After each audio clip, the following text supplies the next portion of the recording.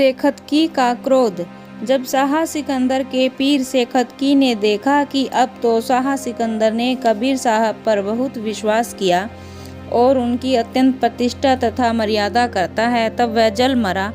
कारण यह है कि वह बड़ा ही द्वेषी तथा ईर्ष्या करने वाला था। उसने बादशाह से कहा कि ए सिकंदर, आपने जोलाहे से प्रेम तथा मुझसे अलगाव किया है।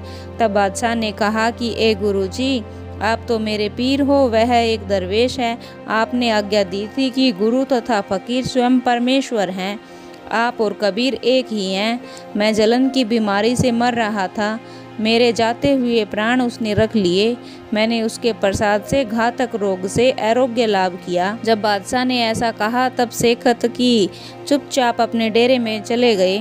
शेख जी अपने डेरे में बैठे थे। वे लोग जो कबीर साहब से शत्रुता रखते थे, शेख जी के पास आकर इकट्ठे हुए। ब्राह्मण तथा मुल्ला सब मिलकर कहने लगे कि यह कबीर बड़ा काफिर है, हिंदू तथा मुसलमान दोनों की निंदा करता है।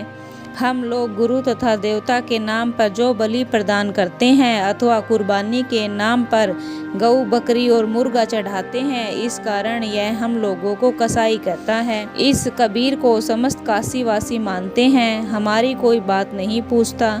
यदि यह जुलाहा किसी प्रकार मारा जाए तो हमारी छातियों पर का भारी बोझा टल जावे। जब सेखतकी ने ब्राह्मणों तथा मुसलमानों से ऐसा सुना तब अत्यंत प्रसन्न हो कहने लगे कि जुलाहे से और मुझसे तो पहले ही वैर हो रहा है। अब तुम लोग इस बात पर उद्धत हो तो मैं अब निश्चय कबीर साहब का वध करूँगा, कदापि जीवित न छोड़ूंगा। मेरा नाम सेखतकी है, मैं बादशाह सिकंदर का पीर हूँ। देखूँ तो वह मेरे हाथ से किस प्रकार बचता है, कैसा फक्कड़ कबीर है। मैं चाहूँ तो उसको नदी में डुबवाऊँ, चाहूँ तो अग्नि में दहन कर दूँ, चाहूँ तो दीवार में चुन दूँ, चाहूँ तो टुकड़े काट कर कीमा करूँ, यदि चाहूँ तो बटुए में चुरा डालूँ, यदि चाहूँ तो तोप के सामने रख कर उड़वाऊँ, चाहूँ तो कुएं में बंद कर दूँ और चाहूँ तो हाथी से चखा डालूँ। यह बात सुनकर काजी तथा पंडितगण अति प्रसन्न हो प्रशंसा तथा वाह वाह करने लगे।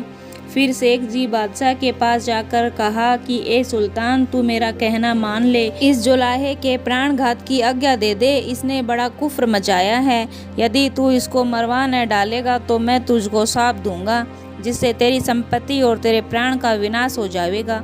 यह बात सुनकर शेख जी को बादशाह ने समझाया कि ए पीर जी, आपने तो मुझसे कई बार कहा था कि पीर फकीर स्वयं परमेश्वर हैं, तब आप क्यों कर कबीर साहब के प्राणघात के निमित्त आग्रह करते हैं।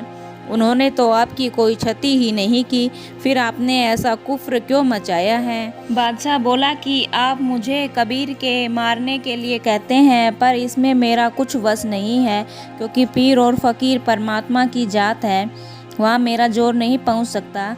यदि वो रैयत होते, प्रजा होते तो मैं जोर भी करता। वो लापरवाह फकीर हैं, वहाँ जोर करना शोभा नहीं देता। आप ही तो यह कहते हैं कि पीर और फकीर परमात्मा है, अब आप इस फकीर कबीर को मारने के लिए कहते हैं, यह मुझसे नहीं हो सकता।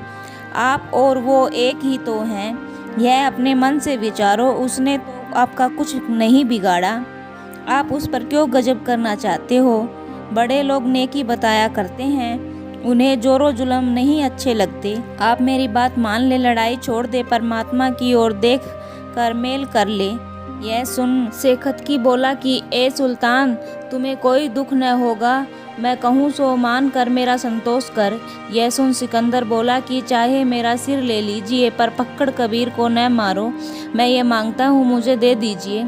यह सुन सेखतकी ने क्रोध में आ अपने ताज को जमीन पर दे मारा। कबीर साहब जी कहते हैं कि जब हमने शाह को व्याकुल देखा तो कह दिया कि ए सुल्तान, अब पीर का कहा करे, हमें इसमें कुछ तरास नहीं है।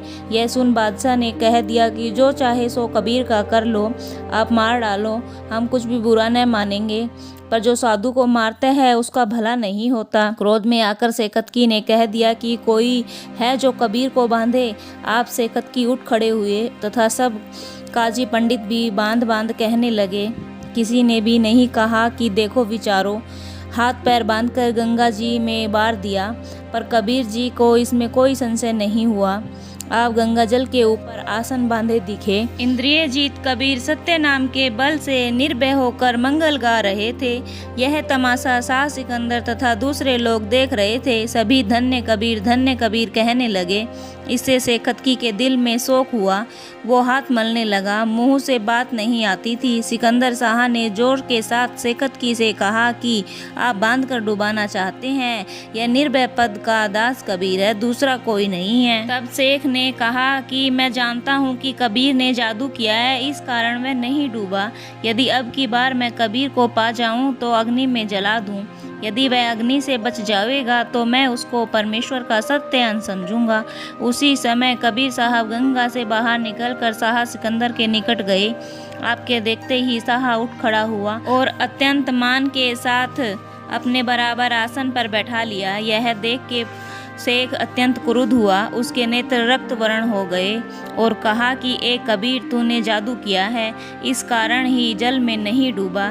तब कबीर साहब ने कहा कि ए शेख जी, मैं जादू क्या जानूं, मुझे तो केवल साहब का नाम का जादू है। तब शेख जी ने कबीर साहब को एक देग में बंद करके देग का मुंह भली भांति बंद कर अग्नि पर धर दिया। स्वयं खड़ा हो देग के नीचे अग्नि जलाने लगा। उस समय बादशाह ने समाचार भेजा कि पीर जी, आप किसको आँच दिलाते हैं?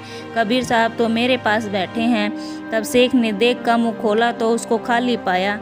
तब शेख जी ने कहा कि इस आग से बचो, तब मैं आप पर विश्वास करूंगा। तब कबीर साहब ने कहा कि जो इच्छा हो सो करो, अब आग में जला दो। तब शेख जी ने बहुत सा काष्ठ मंगवाया। पीछे कबीर साहब का हाथ पार बंधवा कर आग में डाल दिया। उसी समय वह अग्नि बुझकर बिल्कुल ठंडी हो गई।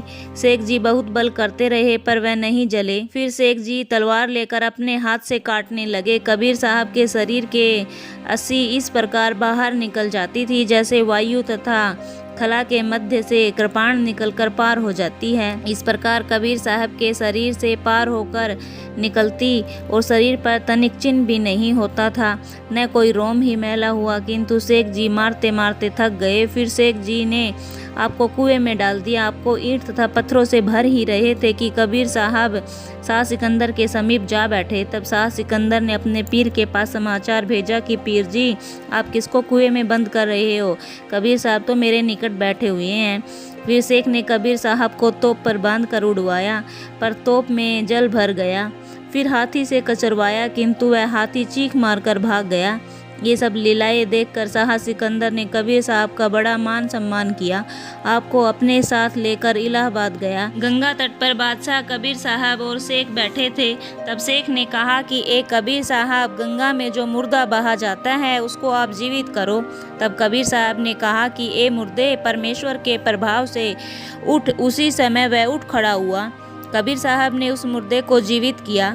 मुर्दे के रूप में छोटा बालक था। जब वह जीवित हुआ तब उसका नाम कमाल रखा। वहीं कबीर का पुत्र कमाल कहलाता है। तब सेखतकी ने कहा कि मैं इस लीला को नहीं मानता। कारण यह है कि यह लड़का अचेत था, इस कारण जीवित हो गया। मेरी बेटी 8 दिवसों से कब्र में मरी पड़ी है। जब आप उसको जीवित करें तब मुझे विश्वास हो। कबीर साहब सिकंदर शाह और सेखतकी के साथ उस लड़की की कब्र पर गए। कबीर साहब ने पुकारा, उठ सेखतकी की बेटी। वह नहीं उठी। फिर कहा कि उठ सेखतकी की बेटी। फिर भी वह नहीं उठी।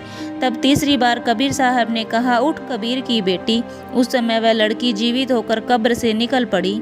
सेखतकी उसके जीवित होने पर उसका हाथ पकड़कर अपने घर ले चले। उस लड़की ने कहा कि मैं तुम्हारे नाम से जीवित नहीं हुई हूँ, वरन कबीर साहब के नाम से उठी हूँ। मैं कबीर साहब की बेटी हूँ। मैं इनके साथ रहा करूँगी, तुम्हारे गृह पर न जाऊँगी।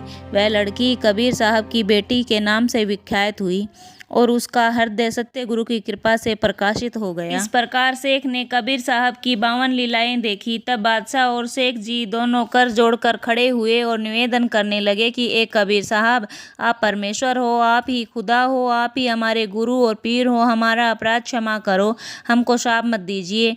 तब कबीर साहब ने कहा कि ये प्यारे बादशाह, आपका तो कुछ दोष ही नहीं है, परंतु आपके गुरु ने ही हमारे साथ यह सब कुछ किया है। मैं उन्हें भी शाप नहीं दूंगा, क्योंकि जैसा कोई करता है वह अपने निमित्त ही करता है।